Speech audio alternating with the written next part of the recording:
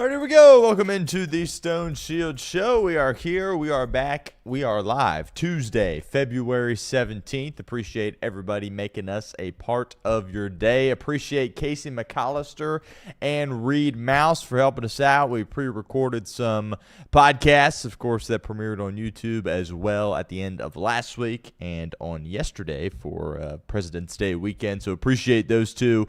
My guys, Casey and Reed, helping us out. If you missed those interviews, not really interviews, just kind of conversations back and forth with us and Casey and Reed. If you missed those, they're out on YouTube, podcast form there as well. Find the podcast. Leave us a 5-star review. Really does go a long way. But obviously, we're in the PM slot here today with a 3 o'clock start to the show. Plan is for the rest of the week to be back in our 11 o'clock hour, but some stuff going on here at Chatterbox. We've had some different meetings that we've had to attend to, so had to get a little bit flexible with our schedule here. So we're here live a little after 3 o'clock, which, by the way, the window to franchise tag a particular player opens in the NFL at 4 p.m. Eastern this afternoon. So we'll still be live when that window opens. Will Cincinnati place the franchise tag on Trey Hendrickson? Only time will tell. Speaking of that, by the way, we've spent a great deal talking about it here on the show. We're going to revisit a little bit here on today's show, but our guys, Reed Mouse and Craig Sandlin, they dedicated a podcast to that, about 30 minutes of content, and that premiered at 11 o'clock this morning when we would typically have our show. So if you missed that, check it out wherever you get your podcast. Chatterbox Bengals there for that, as those two went back and forth. And I've been pretty clear here. I think the right course of action for the Cincinnati Bengals is to place the franchise tag on Trey Hendrickson with the hopes, and not really the hopes, but just the expectation of moving him and trading him and getting some compensation back, moving an asset and getting a 2026 draft pick. Not going to get a first-round pick, not going to get a second-round pick, but third or fourth-round pick, I think perhaps could very well be in the cards for Trey Hendrickson. I would do it. Is there a little bit of risk that comes with it? Maybe we'll go through it a little bit on today's show, but we'll talk about that. Also, Daniel Jeremiah, one of the lead NFL draft gurus, analysts, whatever you want to call him, he put out his second mock draft. I think this one was pretty promising, right? As more of these experts put out their mock drafts, I've kind of been a little bit concerned, certainly, that some of these defensive players that Cincinnati has an eye on are going to be off the board. That was not the case in this most recent mock draft from Daniel Jeremiah. He had a couple of interesting things, particularly in his top 10. So we'll break down that a little bit. Also, ESPN's Matt Bowen, he put out a bunch of free agent guys that are going to be free agents here in a month or so, and there were a couple of names that were connected to the Cincinnati Bengals. I think we all expect the Bengals to be active in free agency. Now, how active they are, how aggressive they are, that remains to be seen. So we'll talk about that a little bit on today's show there as well.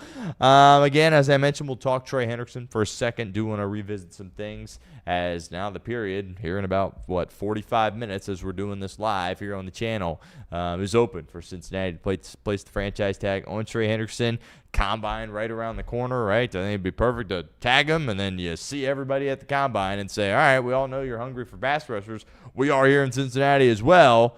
However, we're ready to move on from Trey Hendrickson. See if you can't get a third-round pick, fourth-round pick, some compensation here for the 2026 NFL Draft. That's what I'd be doing with the combine right around the corner. You got 2 weeks from 4 o'clock this afternoon, 2-week period to make that designation as far as whether you will place the franchise tag on Trey Hendrickson or not. Also, Nick Lachey, he came out. Look, I'm 25. I wasn't not very familiar with his band. I know he's an icon, I would say, in the city of Cincinnati, a very popular figure.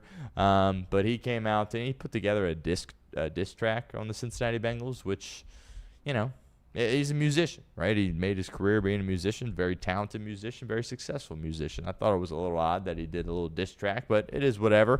He went on the Andrew Whitworth's podcast with Ryan Fitzpatrick and said a lot of the things that a lot of us have been saying, I think. So we'll talk about those comments a little bit on today's show. Also, NFL.com put out their rankings for the rookie class in 2025. Cincinnati was listed at 25 with a C+ grade.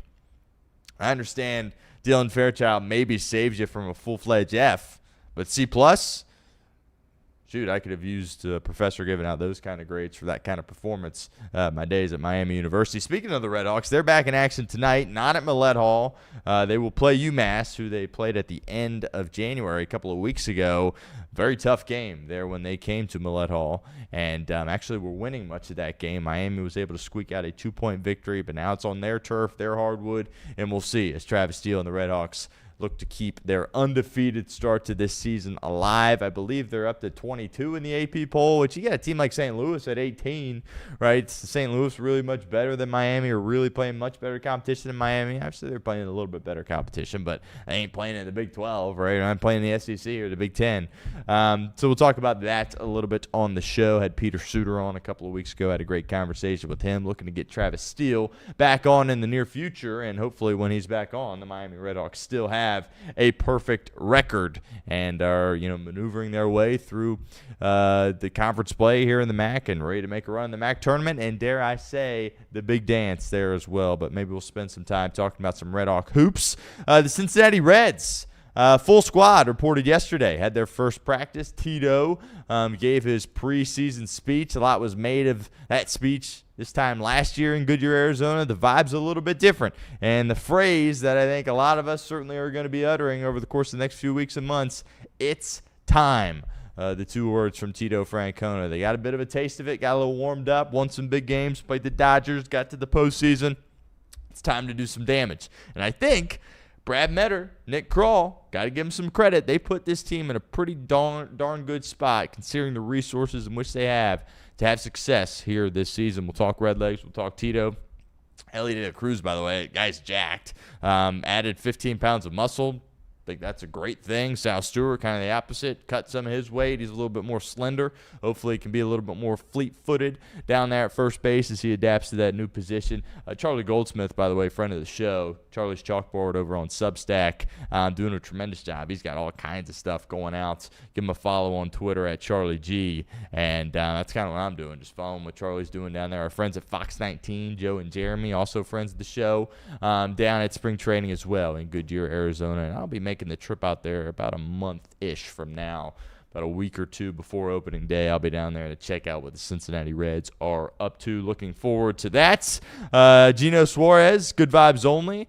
The more interviews he does, the more he talks with local media members, the more I remember how much I liked him when he was here in Cincinnati. And he's, a good vibes guy, smiling, right? But don't let that fool you. He's here to win, and I love the energy in which he's bringing to the table, the way in which he's carrying himself here, talking about bringing championships here to the city of Cincinnati. And, Cincinnati really has become a home for him. He's talked about how that was really the deciding factor in him coming back to Cincinnati, as it felt like he was coming back home. And now Elly's got some protection in the lineup. They talked to Elly about that there as well. All very exciting stuff. A couple other things I do want to get to. Tyreek Hill, he's been released by the Miami Dolphins. That whole run with Miami, when Chris Greer, their GM, he, of course, has since been fired. It was all speed. And that was cool there for about a year and a half, or about a year, with Mike McDaniel and Jalen Waddle and Tyreek Hill and Tua throwing the ball around with Achane running the football. But clearly that thought process and that identity did not work. And this is just kind of their way of restarting, blowing this thing up. And it'll be interesting to see what they do with Tua Tagovailoa. Right, that guy's expected or is supposed to make $54 million in 2026 on the football field. That's not endorsements or any of that stuff. That's just purely on the football field. And as a guy that got benched for a guy named Quinn Ewers, 7th-round pick out of Texas at the end of last season. So Miami is kind of in a world of trouble. However, they got a new regime in place. John Eric Sullivan bringing him over from Green Bay. Remember, that's where John Schneider cut his teeth. Of course, now the GM of the Seattle Seahawks, many would argue perhaps the best GM in all of football right now. And then you're bringing Hafley in, another Green Bay Packer guy, a guy in which that is coached at the college level, which I think that is a big-time advantage for the Miami Dolphins. We'll talk about that at the end of today's show. And everybody has been making a big to-do about the Los Angeles Dodgers. And I've basically come up here and I said, it's all right to be frustrated. It's all right to be jealous of what they've been able to do and the money in which they're allowed to spend. And I shouldn't say allowed, though, because everybody is allowed to spend that kind of money. And you're seeing some of the stars in baseball, most notably Bryce Harper, Manny Machado, two guys that really should have a lot of disdain towards the Dodgers, right? The Dodgers have gotten in the way of the Phillies and are certainly a rival with the San Diego Padres, but both of them came out in spring training and are like, I love what the Dodgers are doing, right? I don't blame the Dodgers for what they're doing, and I've got some thoughts there on that as well, but appreciate everyone for being here. Again, a bit of an awkward, odd time here at 3 p.m. The window opens for the franchise tag at 4 o'clock, and we'll see if the Bengals make a move or not. But subscribe if you haven't done so already. On our way to 22,000 subscribers, and like the stream there as well. So if you're watching, you hop into the show, hit that heart icon, like it, the thumbs up icon, whichever it may be, and that really helps us grow here at Chatterbox, and we certainly appreciate it. But let's get into the Cincinnati Bengals here. Lots that we need to talk about here on a Tuesday, and I want to start with Daniel Jeremiah's second mock draft. And, we're breaking down all these mock drafts from different NFL analysts, right? And my worry has kind of been, I'm not really seeing Caleb Downs available at number 10. I'm not really seeing David Bailey available at number 10. I'm not really seeing Ruben Bain available at number 10. I'm not really seeing Sonny Styles available at number 10. I'm not seeing Mansour Delane available at number 10. Not the case here with Daniel Jeremiah's latest mock draft.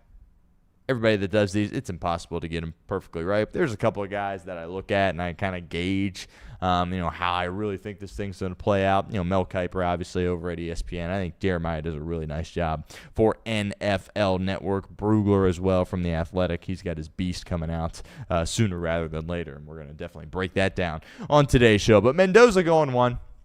Talked about it for a while. There is some interesting notes that have come out on Fernando Mendoza over the course of the past few days. There's a stat that has come out about his ability to essentially escape pressure.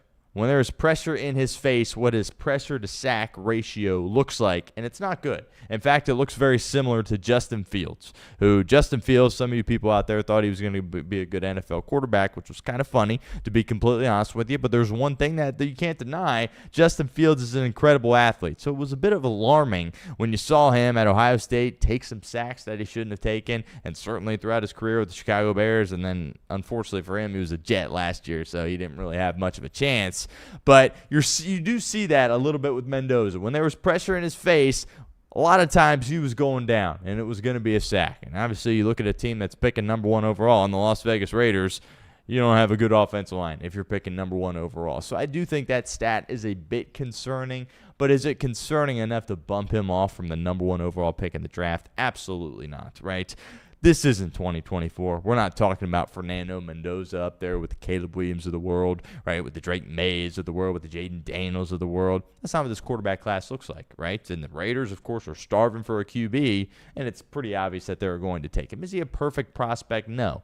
Are any of these guys perfect prospects? Have we seen a perfect prospect since Andrew Luck? No, right? I mean, even Joe Burrow. We all loved him coming out, and we're like, hey, he checks a lot of boxes. Right? But it was a guy that, did he have the best arm in the world? No. Was he playing with elite talent at LSU? Yes. Did he have a ton of starts under his belt? No, not really, from his career at Ohio State. So you're never going to get a perfect prospect at number 1 overall. And I did think that stat was kind of noteworthy. And I'm sitting back watching, thinking about the games in which Mendoza has played. And it's like, yeah, you know what? If there was pressure in his face, sometimes he was going down and taking some negative plays. And in the NFL, if you're taking too many negative plays, that can be too much to overcome. Why was Tom Brady and the New England Patriots so good? Not many negative plays. A lot of 3rd and 2. A lot of 3rd and 3. You can be a pretty effective offense when you're dealing with 3rd and short. 3rd and 12, 3rd and 14, not so much. That, of course, comes with negative plays. Now, here's the surprise, boom, right off the bat, essentially, here from Daniel Jeremiah, number 2. He's got the New York Jets taking David Bailey. And David Bailey's a heck of a player. I think he's a top 10 lock. Number 2 overall in the NFL draft when Arvell Reese is sitting right there. I don't really get it, to be completely honest with you. I think 1 and 2 are locked down, right? I think Mendoza's going 1 and Reese is going 2. And if Reese doesn't go 2, it's hard to imagine Arizona saying, you know what, actually we want to take him at 3 if he's available, but that's not what Daniel Jeremiah has going here. Again, it's no disrespect to David Bailey, but, I mean, you look at Arvell Reese, you look at some of the production which he had. Did he calm down a little bit towards the end of last year? Absolutely. But the physical traits, the speed, the tackling ability, it's hard to imagine him falling out of the top 2. But that's what Daniel Jeremiah has. At 3, he's got Francis Maui-Noa, the tackle from Miami, going 3 to Arizona. We talk about this a lot, kind of a lot of us hoping like Dante Moore, hopefully he comes out so he can be picked in the top 10. I was rooting for Ty Simpson to, have a really good end of the year. Maybe he goes top 10. That obviously didn't end up happening at Alabama. But basically, as a Bengals fan picking at 10 overall, you're trying to get as many offensive players off the board. So if those two tackles go early, great sign for the Cincinnati Bengals picking at number 10. Jeremiah has Maui Noah going to the Arizona Cardinals, which do they need to retool their offensive line? Yeah, but they also need to fix just about every other aspect of their team. So the Cardinals kind of feel like a team going nowhere fast. Right? I'd throw them in the same category as the Cleveland Browns. Just hard to imagine them getting out of the basement anytime soon. At 4, Ruben Bain.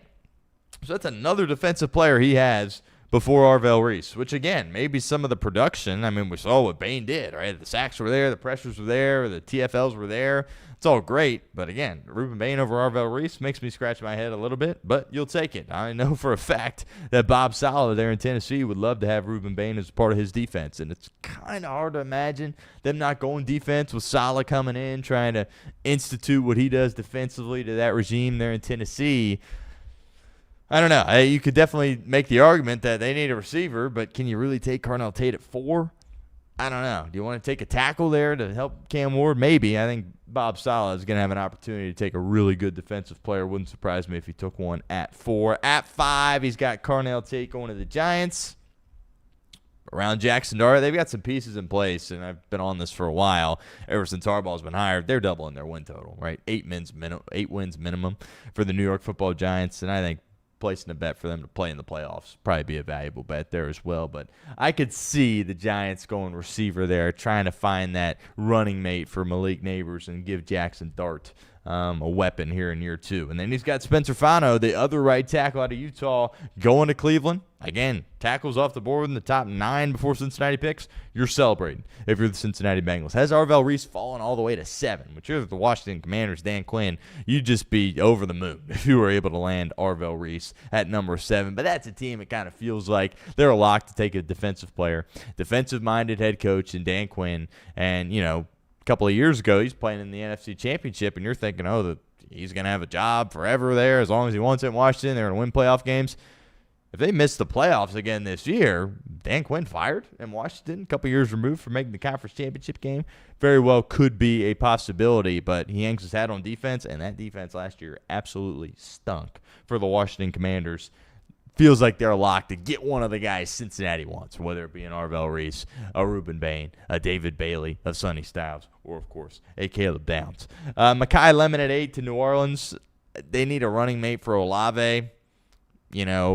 Olave is a heck of a player, but he's just had so many head injuries, kind of similar to Tua. You wonder if, he's going to be able to play this game professionally for a long time. So they got questions there. They got to get Shuck a weapon. Unfortunately for them, the receiver class isn't really loaded. You can get a receiver anywhere in the draft. That's been proven over the course of the past few years. But as far as that lock top 10 guy, I don't really see it. Lemon, of course, won the Biletnikoff. I have my reservations on how good of a player he can be in the National Football League, but clearly Jeremiah likes him at 8 to the Saints. Jeremiah Love kind of feels like a Kansas City Chief. They're going to be retooling, right? They've got some guys in free agency that are no longer going to be a part of their defense, which we'll talk about that from a Bengals perspective in a little bit. Chris Jones, is he going to be a Chief next year? It's really going to look a lot different. Travis Kelce, of course, there as well. But they need another weapon, right? Whether it be a receiver or a running back. They did the Pacheco thing for a while. 7th-round pick, diamond in the rough, got a couple of rings out of it. Is he going to be back with this team? Unlikely. Really, when he fractured his leg against Cincinnati, he never really came back the same after that a couple of years ago. So that'll be interesting to monitor, but I think Andy Reid would love to get his hands on Jeremiah Love. And then this should bring a smile to everybody's face. Caleb Downs was available for Daniel Jeremiah in this mock draft, and he has Cincinnati taking them. And, you talk about a guy that can just check all the boxes that you want. Is he the freakiest athlete in the world? No, but he's a football player, right? And when he hits you, you stop moving, right? And that's something Cincinnati certainly could use there on that defense. And the more mock drafts, I talked about this last week, that come out, the more you see Downs going like 5 or 7. My gut tells me he's not going to be available at 10, especially after he interviews at the Combine, and people are like, oh, my goodness, this guy's the real deal. I don't care that he's a safety. Let's take him. But promising that Daniel Jeremiah has him falling all the way down to number 10 for the Cincinnati Bengals. If he's there, the Bengals don't take him. I don't care who else is there. I don't care who they get in his place. If he's there and they don't take him, we riot, at least here at Chatterbox Sports. And I don't know. I'm not speaking for everybody. Craig Sandlin, that's not his one. Reed Mouse, I don't think it's his one. Casey was on the show last week. It's not his one either. But I'm rioting, right? Maybe everyone else won't, but I'll riot here at Chatterbox Sports. That's the latest from Daniel Jeremiah. Delane, right? We talked about this with Case last week out of LSU. Open your mind to it. Open your mind to Cincinnati selecting Delane in the first round. I get you have Dax and DJ in place, but the dude can cover. And, it's very difficult in this league to find corners that can run with these receivers, and that can, borderline eliminate him from a ball game. You saw Jacksonville come out and say that, we're going to go all in with Travis Hunter as a corner and just use him in spots on offense. Why? Because that position is more valuable than receiver. I really, truly do believe that. And I kind of thought that when he was coming out and they tried to do the two-way thing. That didn't really work. And, that's kind of a conversation topic that hasn't been discussed in the National Football League. Is that pick trading up to get Travis Hunter, which I didn't think I thought it was a gutsy move from the young GM there at the time. Nobody's talking about it because Jacksonville made the playoffs and won 1 million games. Kind of blew up in their face a little bit. Usually year one, at least year one, right? So critical year 2 with Hunter coming up here after injury there, of course. But just open your eyes. Open your mind, I should say, to the idea of taking a corner at number 10 overall. Do want to talk about some free agent targets here. ESPN's Matt Bowen put together a list of all these free agents and kind of put some potential landing spots, try to find marriages between these respective free agents and a couple of these ball clubs out in the National Football League. And there was a couple that had connections to the Cincinnati Bengals, and I think they were a little bit noteworthy and certainly worth discussing. 3 guys that we're going to bring up on the show here today. And the first, of course, is Brian Cook, guy that Casey talked about on the show last week. Local guy, went to Mount Healthy High School, finished his career at UC, and is coming off the best year of his NFL career, which if you're Brian Cook, that's perfect execution there, right? If you're on that rookie deal and you have your best year in year 4, you're ready to make some serious change. I think I would be kind of surprised if he was back in Kansas City. Feels like he's going to be destined for another ball club, somebody that's going to pay him serious top-end money. Now for Cincinnati, they don't value that position. We've been saying it for years. Do they need to change that thought process and that ideology? Clearly, in our opinion, they do. Will they do it is ultimately the question that needs to be answered for the Cincinnati Bengals. And two-time Super Bowl champ, has played in huge games, obviously played his rookie contract with the Kansas City Chiefs, Andy Reid, Patrick Mahomes, right? He's versatile, which I think you need in a safety here at this point. Caleb Downs, very versatile, line him up wherever. Kyle Hamilton, Nick Eamon-Wari, who just won the Super Bowl with the Seattle Seahawks. You're seeing that more. You want guys to line up in different spots, right? Remember Troy Polamalu always was lining up everywhere, causing havoc for the Pittsburgh Steelers. So the days of just kind of hanging out and playing center field and trying to pick off passes and take the head off a receiver running a route over the middle, that's kind of done a little bit in the NFL. You want your safety to be able to line up all over the field. Line up at the line of scrimmage, in the box, cover on the back end, come up against the run game, make hits there. So kind of a Swiss Army type piece, which I think could fit well here for Cincinnati. But they got Geno Stone in free agency, but he was a day 3 pick, and they didn't have to pay much for him. Brian Cook's going to be valued a lot higher, but naturally with the connection to the city of Cincinnati, connection to winning, having success, versatility, all things Al Golden, of course, values. Makes sense that Matt Bowen had him linked to Cincinnati. But to me, I just don't think Cincinnati's going to pay that much for a safety in free agency. Although I would argue that they should, because they didn't value that position for the past few years. And if there's one thing that has held this team back, if you had to narrow it down to one thing, yeah, the pass rush, the offensive line, years in the past, linebacker play certainly, but safety play is at the top of the list. Because Jesse Bates, ever since he left that door, it's been just a mess, total mess at that position for Cincinnati. Next, Boye Mafe, guy that we've talked about a lot. Played with Seattle, Super Bowl champion now, of course. Which, by the way, if you watch the Super Bowl, I didn't hear his name in the Super Bowl. So very much a rotational player for them. And he seems like a guy that's going to get overpaid, because he was a part of the dark side defense, right? He had some nice moments, certainly provided a lot of depth for him at that position. has that positional versatility, can line up on different areas of the defensive line. But I look at him, and I got to give Case credit for this. I look at him and I go, kind of see Joseph Ossai, right? Kind of see Joseph Ossai. Lots of pressures, not many sacks. Effort's great, right? Giving it 100% on each and every play, which I bang on Joseph Ossai all the time, more than most people. I can't bang on his effort, right? There were some effort issues on that Cincinnati defense last year. None from Joseph Ossai, but I just look at Mafe and I go, it's kind of the same player. Now, if you're in a position or you're saying Boye Mafe or Joseph Ossai, I'm absolutely saying Boye Mafe. Why? My rationale is simple, because he wasn't on the team last year. He wasn't a part of that disaster. I want new bodies in there. I've said it a million times here on the show. He's been linked to Tennessee. That makes a heck of a lot of sense with Robert Saleh, as I mentioned, instituting his new defense, that new regime in Tennessee. But I think the Bengals would ask him for his role to be a lot different than it was in Seattle, right? He was kind of their 3 to 4 edge rusher. Well, if you're bringing him in here to Cincinnati, you want him to be the 2.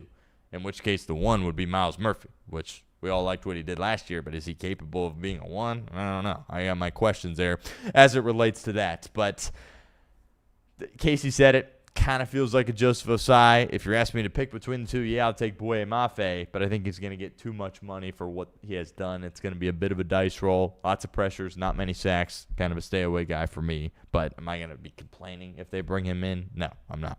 Last guy, Leo Chenal. Kansas City Chief linebacker, very similar to Brian Cook as far as played out his entire rookie deal in Kansas City, was a part of a lot of winning, 2-time Super Bowl champ, but he's going to get paid in free agency, and I don't know if he's going to be a guy that Kansas City could bring back. Now, are they going to pick between the 2, Brian Cook and Chenal, potentially, or are they going to revamp as an organization? I don't know. Brett Veach has a lot of work to do there as the GM of the Kansas City Chiefs. So we talk about these iterations with Joe Burrow, right? That's kind of what they're going through here in Kansas City a little bit with, okay, Kelsey, is he going to be here? And even if he's here, he's clearly not, our guy that we rely on for big-time plays like he has been throughout this incredible run. What are you going to do? There are lots of questions in Kansas City, so it'll be interesting to see which guys they bring back. But Chenal and Cook were clearly good draft picks by Brett Veach, and you don't want to make a habit of good players walking out of your building, but you kind of look at where they're at and you kind of question whether they can keep all these guys. Feel like some of them, at least one, will probably be on the move. And would I love to have Chenal in here in Cincinnati? Yeah, absolutely. Linebacker that can communicate, he can tackle, he can cover backs out of the backfield. Leadership, clearly, really did a nice job there of that as well. Big Ten guy, kind of feels like an AFC North player out of Wisconsin. So, signing a free agent at linebacker, absolutely. Get old at that position, will you? Right? I've been on this for a while with Cincinnati, where it's like, when they see a defensive player 30 years of age, it's like Leo DiCaprio seeing a 25-year-old. It's like, that's just too old. Too old for us. Can't do it. Bring in somebody in their mid-30s to play linebacker for you. Does it need to be corner or safety at that age or even edge? No, but I think a 35, 36-year-old linebacker that has had success, right, has some tread on those tires, has been in the league for a while, knows what it takes, right, I think that could go a long way for this team. And that's something that Cincinnati needs to pivot off of, right? None of this, let's just put a bunch of rookies out there at linebacker. What a terrible decision that was. All right, so those are some free agents that Matt Bowen listed and linked to the Cincinnati Bengals. I want to transition this conversation a little bit to Trey Hendrickson. The window, 20 minutes from now. 20 minutes from now, they will have the opportunity to tag him. James Rapine wrote a piece for BengalsTalk.com this morning, kind of detailing the whole thing and the ins and outs to it. One thing he didn't mention was something that Casey and I talked about was, what if they tag him and Trey Hendrickson immediately wants to sign it? I don't know, right? Because then he kind of gets that contract, if you think about it, that he'd been looking for over the course of the past few years.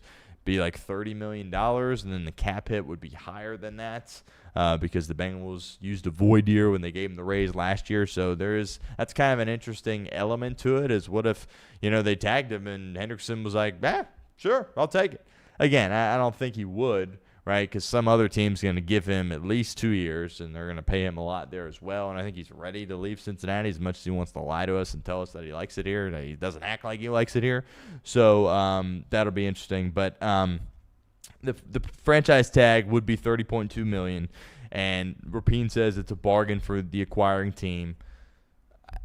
I don't know about bargain, but I mean, you have to understand that the 25 season did happen, and he was only available for a few games, and he didn't look like the Trey Hendrickson at 24 when he was out there in 25. So I don't know if bargain is the way I would describe it, but yeah, clearly he's a guy that you would pay $30 million. Now, is that a bargain for him? I don't think so. But anyway, his cap hit, as I mentioned, would be higher, 36.7 after they used the void year, after they gave him the $13 million raise last year. And of note, if they tag Hendrickson and don't find a trade partner, they can rescind the tag at any time, which I honestly was not aware of, which is another interesting out there in that situation for Cincinnati. But the risk, people say, oh, there's so much risk. Go to the combine, do your due diligence, right? All these people putting out their free agency rankings, regardless of position. Trey Hendrickson is at number 1. So you don't think one of these teams that are starving for a pass rusher won't give up a 3rd or 4th round pick? I find that very hard to believe. I really do. Now, Cincinnati obviously is starving for a pass rusher, too. We heard Duke Tobin talk about pass rush as king and then drafted a guy that had 4.5 sacks. Sorry, I got to stop doing that there with the Shamar Stewart. But I think a lot of me feels like as we get going here in free agency and the draft, we're saying the same things that we said this time last year, which is just increasingly a little bit more frustrating because it kind of feels like the same offseason, right? A lot of the same needs. Oh, you need another edge rusher. Oh, yeah, you need another safety, right? Oh, what are you going to do at linebacker? Kind of back in that very same spot. But anyways, I do digress as it relates to that. And I agree with Rapine, right? Tag him, talk to the people at the combine, talk to these other teams, see if you can't get a 3rd. If you get a 4th round pick, totally fine, right? Again, just a rehash. If you let him walk, you probably will get a compensatory pick for 2027, right? The draft coming up in April is 2026. I don't care about 2027, not one bit. And if you're aggressive in free agency and sign more guys than you lose, you might not even get a comp pick in 27. So tag him, move him now, get an asset back as quickly as you can, right? I know I've been hard on Trey Hendrickson. I know I get frustrated by how he handles his business, but the production has been there. And, last year, a bit of an outlier. Are the injuries going to continue for him as he continues to get older? Maybe. But the production's been great, and he's a really good player in this league, right? And him walking out of your building, that's a lot of pressures and a lot of sacks that are leaving with him. You got to find a way to recoup those and get that to an even higher level with more guys that you draft or bring in free agency there as well. But I just don't think there's a ton of risk. And, again, I'm not a GM. I'm not in these front offices, right? I could be completely off on this. But in my opinion, if you tag him, somebody is going to be giving you a 3rd or 4th round pick. You don't have leverage, right? Cincinnati had a ton of leverage last year, right? They could have moved him for a 2nd round pick. I think they ultimately would have moved him for a 1st round pick. I don't think that offer came. But teams understand that when they're tagging him, they got no interest in paying him. So they could play a little bit of hardball with him and say, you know what, 5th round pick's the best you're going to get. Again, I find it very hard to believe that if somebody said, we'll give you a 5th round pick, that somebody else that is starving for a pass rusher won't say, we'll give you a 4th, right? And you feel it out for as long as you can, and then as the deadline's approaching, and you make the move. Right, and a team wants to get their hands on Trey Hendrickson before free agency because then it's just an all-out bidding war. And if you're Trey Hendrickson, you're ecstatic because you're going to get a ton of money.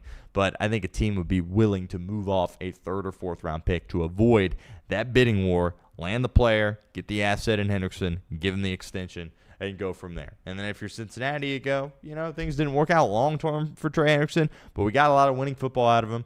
Didn't result in us hoisting the Lombardi trophy, but we got an extra pick here. You lost one in the Flacco deal. Hopefully you get one back here with the Hendrickson deal, and you get it a little bit earlier than the one in which you lost with Flacco. It was a 6th round pick, I believe. Maybe it was a 5th round pick, I think. It was a 5th round pick for Joe Flacco. You get it, a round earlier, and then you really focus in on this draft. You address free agency, and you try to get some good players on your defense and move forward. But to me, it seems like a no-brainer. There's a reason these tagging trades don't happen a ton. It is, a little bit more complicated than a lot of us are making it seem. Again, there's a reason why there isn't, a bunch of these each and every year. But if there was ever a perfect time to do it, it would be this Trey Hendrickson situation right here for Cincinnati. However, Jesse Bates, a couple of years ago, kind of similar situation. Right, where tag and trade made sense, and they didn't do it, and they waited for the comp pick. I just feel like this year, if there was ever a time to change, it would be now if you're the Cincinnati Bengals. A couple other Bengals notes before we move forward with the Cincinnati Reds. Andrew Whitworth, he's got a podcast with Fitz. It's a good podcast. Some of these former players will go out there and just kind of spew nonsense, and you're just kind of roll your eyes at it, like whatever. Big Whit's not one of those guys. I really respect the heck out of Andrew Whitworth. Am I a little bit jealous that he was here forever and then left and beat us in the Super Bowl? Yes, obviously a little bit, but I respect the heck out of him. Hopefully we can get him on the show at some points. But I really, when he says something, I listen, right? Even as it relates to the Cincinnati Bengals. I think he's done a good job talking about the Bengals over the course of the past few years. And the guy in his position, I would understand if he just had a ton of disdain towards the Bengals and just badmouthed them all the time. And he said some harsh things towards the Cincinnati Bengals. But for the most part, I think he wants to see this team succeed, this town have success. I think he's got a lot of love for Joe Burrow. I know he's got a lot of love for Joe Burrow. But he made some comments on Max Crosby, which kind of got me to turn my head a little bit. Again, this isn't, Pac-Man Jones or somebody's like, oh, trade for Max Crosby, or me up here saying it. It's Big Whit going out there and saying the Bengals should trade for Max Crosby, and I totally agree. And if it means moving off the number 10th overall pick, absolutely. I've been on the record saying that I would do it, and I would look at 27 and see if you had to get rid of any of those picks there as well to land Max Crosby. And he talked about kind of the run from 11 to 15, if you remember that with Andy, where the Bengals were winning a ton of games. It was great, having some success against the Steelers and the Ravens in the regular season too, and then getting to the playoffs and losing each and every year. And there was that window there where that was your time to be aggressive. Take a huge swing. Felt like you were only a piece or two away. Go trade for that defensive star. Go sign that big name in free agency. And Cincinnati just kind of sat there and stood pat and said, we're winning a ton of games. We'll be all right. They didn't take that massive swing. Now, you look at Cincinnati and say, well, they just won 6 games. Why in the world should you take a massive swing? This isn't your average 6-win team, right? This is a team that has no business winning 6 games. This is a team with the best quarterback in pro football in Joe Burrow and the best wide receiver in the National Football League in Jamar Chase. You don't just take that and say, that's good enough. No, you go all in, right? You go all in. And now's the perfect time to do it. Trading for Max Crosby absolutely would do that. If you're Max Crosby, do you have interest in coming here to Cincinnati? Yes. Why? Because Max Crosby wants to win, right? He's not one of those glitz and glamour guys. Like, he's not, I want to go to L.A. I want to go to San Francisco. I want to go to New York and be a star. Doesn't seem to be how he operates. This is a MAC kid, right? He went to Eastern Michigan, right, in the Midwest, then came out to Vegas, which Vegas, great city, and just kind of gutted through it with an awful team. He wants to win, and I guarantee he would love to team up with Jamar Chase and Joe Burrow, especially when he looks at this team and goes, shoot, you get them an edge rusher, they might be in a really good spot. Max Crosby would look elite in stripes. Would you give up the 10th overall pick to get him? Yes. I'd give up more than that there as well. And Witt's banging the table, saying, yes, I do something aggressive, do something out of character, right? This isn't the Cincinnati Bengals with Andy Dalton playing quarterback. You got a rock star playing quarterback in Joe Burrow. You got studs at receiver. You got tight ends, right? You got a head coach who a lot of people don't like, but he's won playoff games. I think we all have confidence that if Cincinnati can just get back in the dance, they might win the big dance, right? But obviously they haven't been back in several years, since 2022 when they lost at Arrowhead Stadium. But I'm totally with Big Whit. And it's just kind of, again, this isn't just some random guy going out there saying, oh, yeah, trade for Max Crosby. He truly believes they should, and I totally agree with him there as well. Another guy that he mentioned, I think this one's interesting, Demario Davis. I just went on a rant there about bringing in a linebacker that has some experience. Oh, he's mid-30s. That's fine. You don't have to give him a 5-year deal. Bring him in on a 1-year contract, 2-year contract. Be a stabilizing force for your defense. Be a communicator. Be a leader. Be a good tackler, right? Help be a mentor to some of these younger guys, not just at that position, but across all your areas of the defense. Demario Davis still has good football ahead of him. Now, I think he wants to be back in New Orleans. He's been there for a really long time. It feels like he wants to finish his career with them. And I kind of think that New Orleans there's some sneaky upside on the Saints. And I'll eat crow. I laughed just like everyone else did when they took Tyler Shuck. But, I mean, you see him play at the end of the year. It's like if Ted McMillan didn't go nuts in Carolina, your rookie of the year is Tyler Shuck, right? So they could be in a better spot than I think a lot of people are giving them credit for right now. Head coach Kellen Moore, that might be a check You got some tackles there along your offensive line. That could be a check, right? So Demario Davis might just say, you know what, I don't want to stay here in New Orleans if they're willing to pay him what he deserves. But if not, yes, you should absolutely go get him. And there's the connection that we've talked about with the Bengals linebacker coach, Mike Hodges. They were together 7 years in New Orleans, Hodges and Demario Davis. And Hodges was his linebacker coach for 5 years. So there's a relationship there, right? And if he doesn't want to play in New Orleans, it's not about money, right? It's not about, oh, let me go to Tennessee and make a ton of money. That's not what it's about. It's, oh, I don't want to play in New Orleans anymore because I want to win a ring right here, right now because I only got a year or two left. And these players, trust me, people out there in the media, they make fun of Cincinnati for being the small team, the little guy that pinches their pennies and, you know, is kind of a laughingstock of an organization. I don't think that's how players around the league look at them. They look at them and say, they got some dudes right there, and they should be a Super Bowl contender each and every year, and I've got interest going to them and playing for them. And I think Demario Davis, especially with the connection with Hodges there in line, that's an intriguing spot for Cincinnati. Again, they're going to have to move off what they do in the past and say, yes, I understand you're 36 years of age, but we know you can still play a good year of football for us and be a stabilizing force to our defense. So maybe the Max Crosby thing is a little bit too far-fetched. The Demario Davis thing should not be, right? And you have the advantage of having Mike Hodges here in place as your linebacker coach, and that's a guy to keep an eye on. Now, if he wants to go back to New Orleans, there's not much you can do. But if he's out there on the open market, you put your hat in the ring and do everything in your power to try to land him. 2 other Bengals notes. The Lachey stuff, he was on the podcast with Witt and Ryan Fitzpatrick. He's a very talented musician. I'm 25. I'm not familiar with any of his music, right? But he's made a career out of it. He's very successful. I tip my hat to him. The diss track, it's like you're 55 years old making a diss track. Cringy was the word that came to mind for me. But, you know, to each their own. Fair play to him. The bottom line is what he was saying when he was on with Big Witt and Ryan Fitzpatrick are a lot of the things that I've been saying as well, where it's like, yeah, Joe Burrow, it's not time to hit the panic button yet, but if this continues to trend in the direction of winning single-digit games and missing the playoffs, what's to say he wants to sign another contract here, right? And again, he kind of backpedaled a little bit at the Pro Bowl, which I respect him for doing that. Wanting to make a stink this offseason. Again, the offseason to this point, going in the Bengals' favor. Been a perfect offseason to February 17th now. And we'll see if they tag Trey and continue on that path. But based on what's happened around the division, based on some of the things that Joe has said, that Jamar said, that Tia said at the Super Bowl, and the offseason's going according to plan for Cincinnati right now. But I think we all had that worry where it's like, if this thing continues to trend the way it does, and he wants out of here, this team's cooked, right? If you can't win with Joe Burrow, you will never win, right? I've said that multiple times, and I believe that to a T. So I thought the diss track was a little weird from Nick Lachey, but his comments, I think we all relate to those comments. We understand his frustrations and his peace, but at the end of the day, things need to change here in Cincinnati, and we know this. We understand this. Lastly, Bengals ranked 25th as it relates to their rookie class, which I have no clue how they were not worse than that. They should have been worse than that, and the grade that NFL.com gave them was a C+.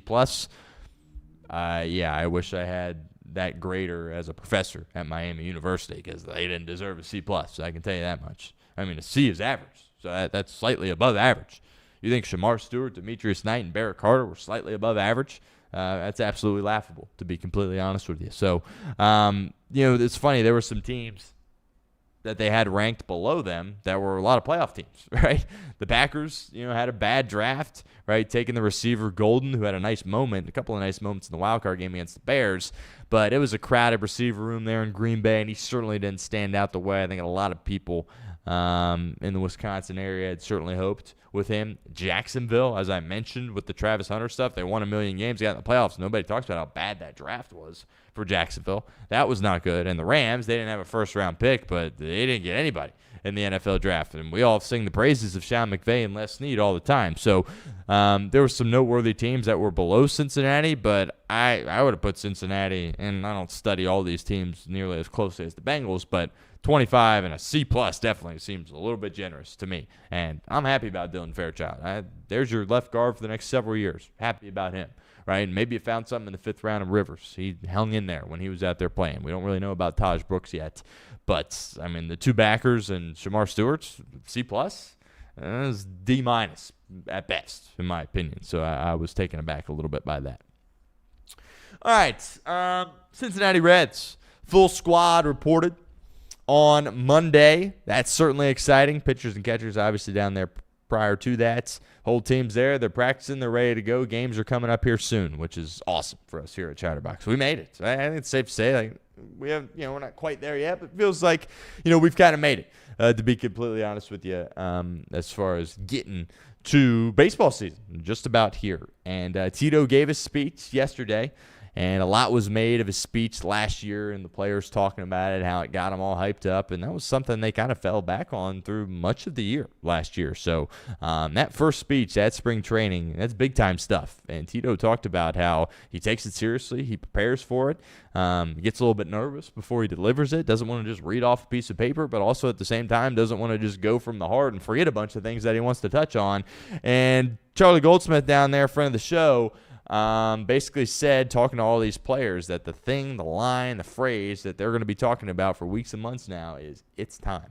That was Tito's message in this speech. It's time. And that gets me fired up, and that should get all of you out there fired up as well. Because you look at what Brad Metter and Nick Krall were able to accomplish this offseason.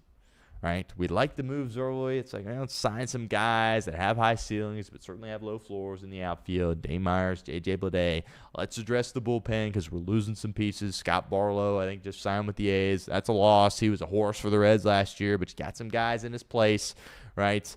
And you address that, and we all were sitting there like, just a bat, right? Just get that power bat. And a lot of us didn't think it was going to come. And it came with Gino Suarez. And they were able to get a very team-friendly deal, 1 year, right? If you swing and miss, you get 20 home runs, right? I don't think he's going to hit less than that. He's a durable guy. He plays all the time.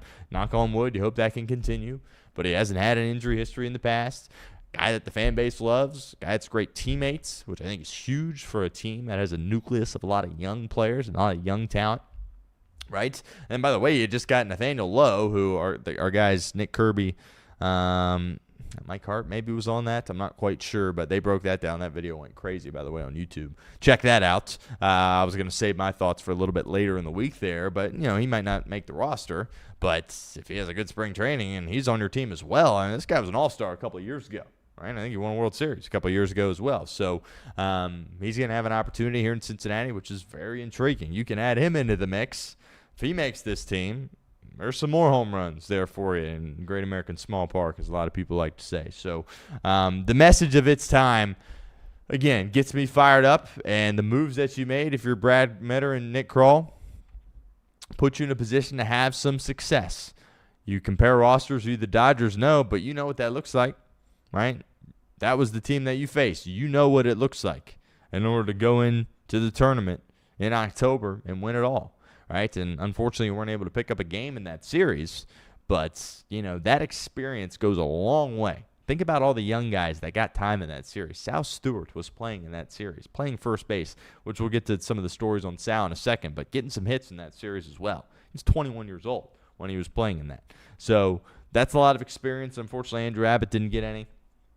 But you've got some veterans here. Suarez, of course, didn't get any or didn't get much here in Cincinnati, but he's been in some playoff runs over the course of the past few years there as well. That's going to go a long way. It's time, right? Last year you were the small guy, feel-good story, back your way into the playoffs, win more games than anybody thought. Go win it all, right? And people might look at me and laugh when I say that, but why is that not the expectation? Do you have Joe Burrow and Jamar Chase for the Cincinnati Reds? No, but you had a team that just went to the playoffs against all odds, and you improved that roster pretty significantly, right? And you got a Hall of Fame manager coming back for year 2, right? You got a rotation that is the best of the best. By the way, I saw the guy for ESPN. He put something out, and maybe it wasn't ESPN, but put something out about being the bottom 5 rotation. He came out and apologized for things going on with Mo sometime this week to kind of talk about that. But for a second there, I thought I was going to have to dedicate a whole segment to going off on this guy, and credit to him for stepping out and apologize and say you got that wrong. But bottom line, rotation's elite, right? All those guys are a little bit older. They got some experience there as well. Why shouldn't the mindset be win the World Series, right? Now, if you're the Colorado Rockies, that can't be your mindset. You can sit there and over beers and talk about it and dream about it, but that can't be a realistic mindset for you. All right, 30 teams in the league, 30 teams can't have that mindset. I mean, you can act like it on opening day, but is that really the goal, right, for you? That should be the goal for the Reds. Why not? It's time, as Tito said. It's absolutely time. Elly De La Cruz is jacked. The pictures have came out. Apparently he's added 15 pounds of muscle. Great, right? Hopefully that can result in him hitting the ball over the fence a little bit more. Hopefully he can stay healthier. I don't want to say be more durable because, yeah, he was banged up with the quad, but he didn't miss any time, right? Played in 162 games last year, which was pretty unbelievable that he was able to do that with the injury. But I think a lot of the concerns that we had with Elly over the back half of last year were kind of quelled for me when I got the report. Remember, we didn't know about this quad thing. We all speculated that, something might be off, might not be fully healthy here. But then the report came out after the year. It's like, yeah, he's got a pretty significant quad injury, and he's playing through it. It's like, no kidding. He wasn't able to put the ball over the fence, right? And he was playing every day. He played in 162 games in the regular season for this team. So Tito has come out and says he mismanaged him a little bit. You know, people get really ticked off and frustrated, like, how in the world could you do that with Elly De La Cruz? My takeaway is I love it, right? That means he's a dog, and we need some dogs here in this town. People that care about winning, caring about being out there each and every day, right? Kobe Bryant used to talk about this all the time. Well, why are you playing on the back-to-back on the road in Charlotte? Because there's some kid sitting at the very top with his dad that had to leave work early and spend a ton of money on those tickets, and they showed up to watch him play. That's how people around this town operate when it comes to Elly De La Cruz. And I respect the heck out of him for being available for 162 games. Now, hopefully he can be healthier through the 162 games. Tito's going to give him a few more off days. He ain't going to give him much, right? Maybe 4, 5, 6 off days. It's not going to be like, oh, he's off for 30 days. He's off for a month. That's not what's happening here with Elly De La Cruz. But hopefully a couple of those off days worked in will help. Hopefully the added muscle will help and allow him to sustain a little bit through the year. Hopefully it brings a little bit more power. Don't really see how that's going to equate to better defense. We'll see how that got cleaned up, if at all, at that shortstop position for Cincinnati. But him being back and in better shape, right? I think there's this narrative around Elly like he's 30 years old because it feels like he's been here for a second. This dude is a kid, and the sky is the limit for Elly De La Cruz. Cherish the time that you have watching him play baseball here in Cincinnati. And I think we're all expecting a big year from him. And hopefully it comes with some power as well. I mean, the Sal Stewart stuff, the stories that Charlie's been able to get are unbelievable.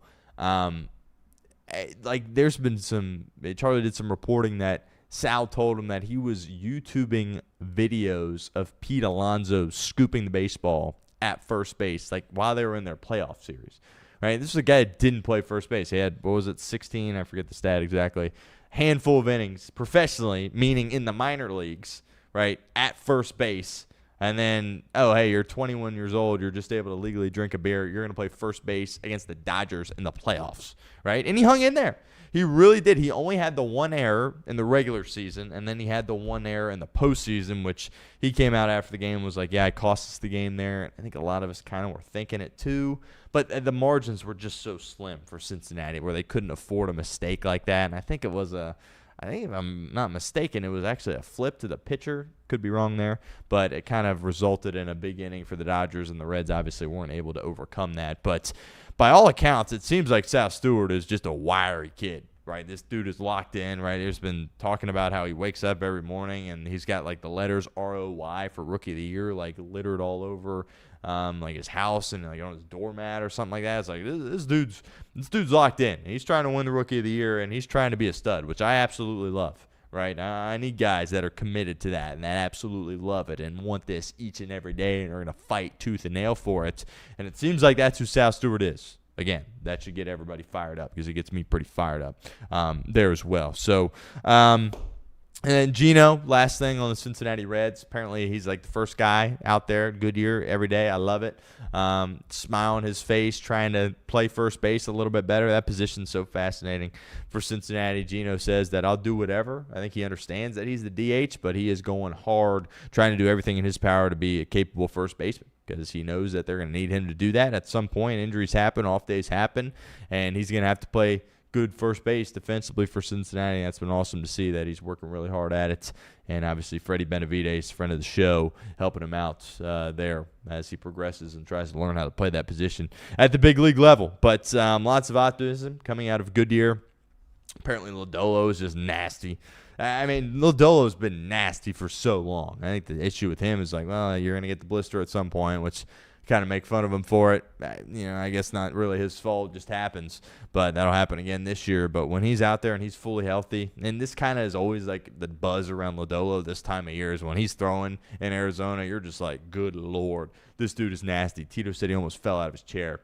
His slider was so gross. So that's exciting. Hopefully he can stay healthy. Hunter Green's pumping. And then Chase Burns is another story. I said on the show, been on record saying my gut says it's going to be Louder as the fifth guy, but I'm not going to be upset if it's Chase Burns, right? Talking about a guy that competes. Was just talking about that with Sal Stewart. Well, that's Chase Burns, and you don't have to read too much into that. You can see it on his face as he certainly wears his emotions on his sleeves. But lots of exciting updates coming out of Goodyear, Arizona as it relates to the Cincinnati Reds. A couple other things before we get out of here. Tyreek Hill. On a national perspective here as it relates to the National Football League. He has been released by the Dolphins. I think some people are like, oh, what a failure.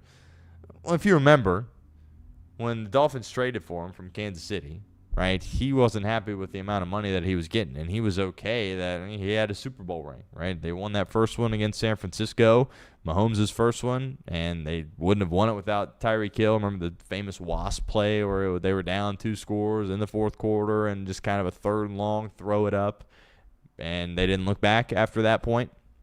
Now, from a Kansas City perspective, you say, well, they traded Tyreek Hill and then won back-to-back Super Bowls, right, and had an opportunity to win a third as well. But the first 2 years in Miami were awesome, right? This was before Tua certainly had some injuries, but it wasn't full concussion Tua. He could still throw it down the field a little bit, still had a little juice in that arm, and he was going crazy. And both those guys were like MVP finalists, Tyreek and Tua, Offensive Player of the Year stuff with him. So those first 2 years in Miami, that worked, right? That wasn't the issue that they weren't having success. It was that when they got to the playoffs and the defense kind of got a little bit softer as the year went on, and then Tua, of course, couldn't play in inclement weather.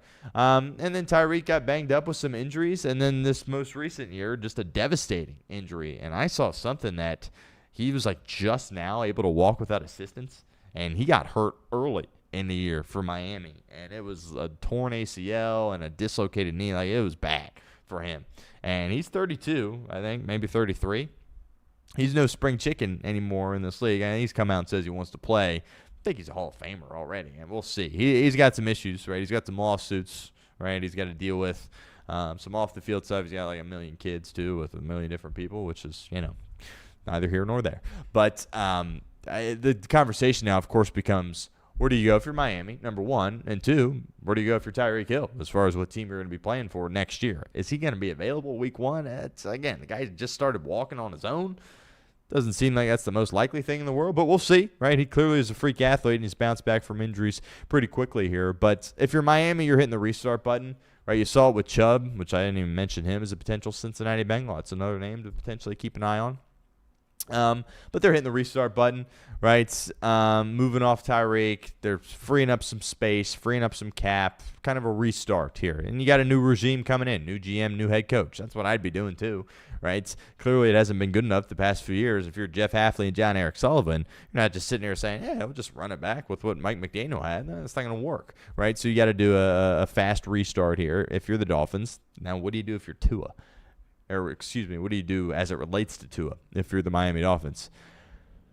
I've said it before on the show. I've always been a Tua guy, but I don't know, $54 million for a guy that can't move, can't play in cold weather, can't throw the ball down the field, and his best trait coming out of Alabama was that he protected the football.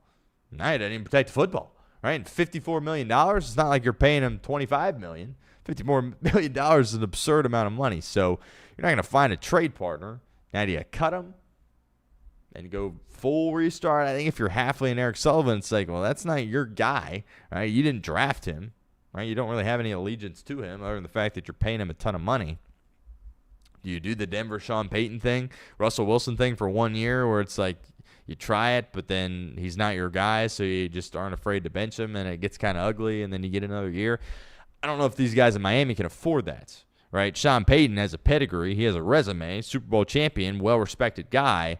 Can Halfley afford to have a disaster of a first year and just be gifted the next year?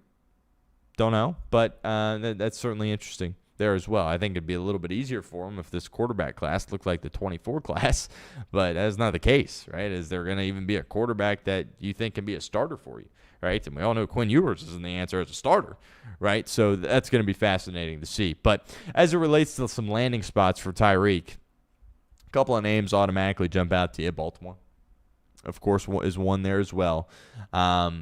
We've seen them do this in the past with like an older receiver, DeAndre Hopkins, right? A guy that's been like a legendary receiver that has fallen off a little bit, which I think Tyreek Hill can still be an elite player.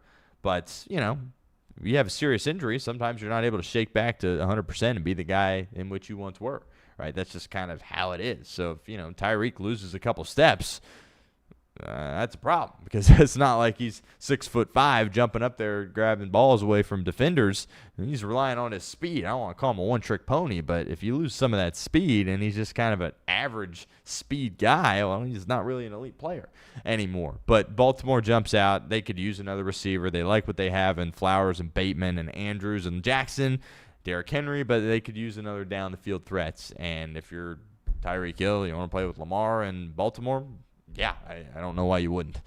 Which obviously, if you're the Bengals, you're hoping that doesn't happen. But with Lou Anarumo, Tyreek Hill didn't really kill the Bengals, really, for being completely honest. Bengals did a nice job against him. Los Angeles makes a lot of sense. Now, was there beef between Mike McDaniel and Tyreek Hill? If so, he's not going to want to go there. But Tyreek Hill seems like, he's the type of guy. He's opposite of Max Crosby, where it's like Max Crosby will play him anywhere. I think Tyreek Hill likes being a star, right? He was a Miami guy, wanted to be back in Miami, the city of Miami. Tyreek Hill in L.A., that kind of makes sense, right? And you look at their team, it's like, yeah, you got Ladd McConkey, who's a heck of a player. They don't have anybody that can get open down the field. Tyreek Hill obviously solves that, has the relationship with Mike McDaniel. Is it a good relationship, or is it stale, or where is it? I don't know. Chargers are an obvious fit for me. Buffalo as well. Again, does he want to go to Buffalo, right? Play in the cold after being a Miami guy? I don't know, right? He's got his ring. When he made the decision to ask out at Kansas City, that to me told me that he got his Super Bowl and he's happy. He just wants his money and wants to go back home to Miami, right? So I don't know. Would he entertain that idea? Obviously, Buffalo needs a receiver. We know this, and I'm sure Josh Allen would love to have him. But, maybe he's got that, get back at Kansas City thing, right? So that could be an option if he goes to L.A., obviously, the Chargers. But also with Buffalo, because they kind of got that built-in rivalry, which they didn't clash in the playoffs this past year. But would it surprise any of us if we got the Chiefs and the Bills in the postseason again next year? Absolutely not. I think that makes sense. And then lastly, I think kind of a sneaky option is New Orleans, who I was just talking about. With Tyler Shuck, Chris Olave, guy that can get down the field, dome in New Orleans, right? I think New Orleans has a lot of upside for next year, and I think that could potentially be a fit for Tyreek Hill. Lastly, talk more about this tomorrow, but Bryce Harper and Manny Machado came out, and they were like, I love what the Dodgers are doing. That's kind of been what we've been echoing a little bit here on the show, where, people love to say, the Dodgers are ruining baseball. Are they, though? Like, it's okay to be jealous. I'm jealous. Do I wish the Cincinnati Reds would spend like that? Yeah. But, yeah, they spend the most money, but they're also the best well-run machine out of anybody in Major League Baseball. The Mets and Yankees are spending too, right? They just don't know what they're doing like the Dodgers do. And the Dodgers, all these teams make a ton of money, right? You have 81 home games, right? I don't even care if you're not filling out the stadium, right? I mean, you're making money, right? You're selling tickets. Right? People are watching on TV. Even if you stink, you're making money if you're these baseball teams. And the Dodgers make a ton of money, make a lot more than everybody else, But they put all of it back into the product. They put it all back into winning. They put it all back into the players, which everybody could do that in Major League Baseball. Nobody else chooses to do it, right? Or rarely, or only a few teams really choose to do it. So when these players come out and say it, right, it's kind of what we've been saying, where it's like, yeah, it's not fun, and you look at the roster and you go, oh, that's not fair. But how about what you should be complaining about is the other teams in baseball that have the opportunity to put everything they have back in the roster and don't. The Reds, for example, they're making money, right? They were getting ready to pay Kyle Schwarber, and of course, the Bryce Harper had another soundbite saying he thought Schwarber was coming here to Cincinnati. That would have been way over the budget or whatever, Nick Kroll was alluding to earlier in the offseason. They have the money to do it. They're making a ton of money. They can put it all back into the product, into winning. They choose not to. That's what should frustrate you, not necessarily that the Dodgers, are cheating, because they're really not, right? They're just putting all of their money back into the product, right? They pay everybody a bunch, right? They pay their broadcasters a bunch, more than any other broadcasters in Major League Baseball. Now, they have Joe Davis, so, I get it. But, renovations to the stadium, their press box, their scouts, like they just pay for winning, right? And a lot of these other teams try to take shortcuts, and it doesn't work. So hearing those players come out and say that, I do think is very noteworthy. Two guys, by the way, that shouldn't have any issue hating the Dodgers, right?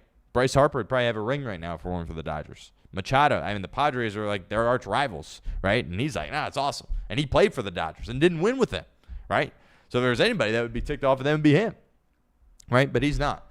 So I did think that was interesting that those guys were coming out and saying that publicly. All right, that will do it for this edition of the show. Appreciate everybody joining us here on a Tuesday, obviously a little bit later in the afternoon than we typically do. Plan is tomorrow to be back at our normal time at 11 o'clock. That will be the plan. But appreciate everyone as always. Check out the podcast wherever you get your podcast. Leave us a 5-star review. We appreciate you. And until tomorrow, take care, everybody.